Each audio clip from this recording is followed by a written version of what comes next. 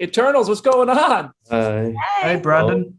Hello. Listen, fairly excited to have seen the film, excited for everybody to see it. I'm excited to talk about it with you. And Kit, I'm going to start with you. I'd love to hear about, joining the Marvel Universe. Was Dane Whitman the first and only character you talked about? And when you met Dane Whitman and heard about his legacy, did you ever have any kind of at a glance reservation of his similarities with Jon Snow?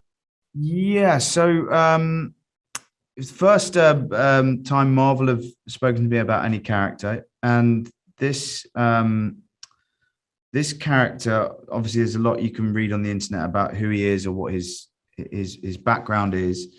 As far as this movie goes, he's a human who's in love with Cersei and it represents humanity. As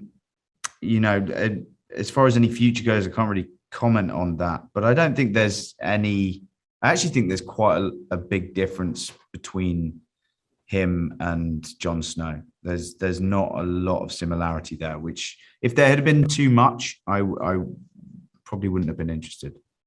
Yeah, I'm excited to see where you take this man of the character you brought to life here. And Lia, your character is one character I think has kind of maybe the strongest similarities to comic book counterparts out of all the Eternals we meet in the movies, in terms of like kind of wanting to grow up, the lengths your character is willing to go to achieve the goals.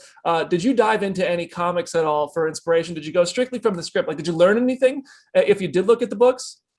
I did not read a lot of the comics. I think I might have read one when I was auditioning for the part, but I don't really remember it.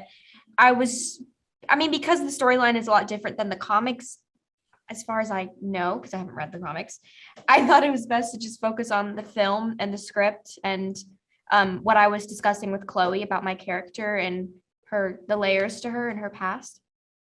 Yeah, I love what you did with Sprite. And Don, your character, Gilgamesh, one of the most powerful characters in the group, but also uses the abilities to protect and show compassion rather than to use them in any brutal or ways to achieve power. I'd love to hear about how, your take on why that is almost more powerful than just being able to take on these deviants or these double threats in any other way, using them compassionately. Well, that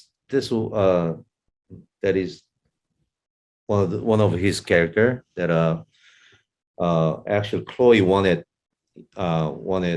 him look like a nice guy in normal life, but when he faced against deviants, he becomes like real like warrior or fighter. That's what Chloe wanted, and then I thought it was a very good idea for a built-up character like.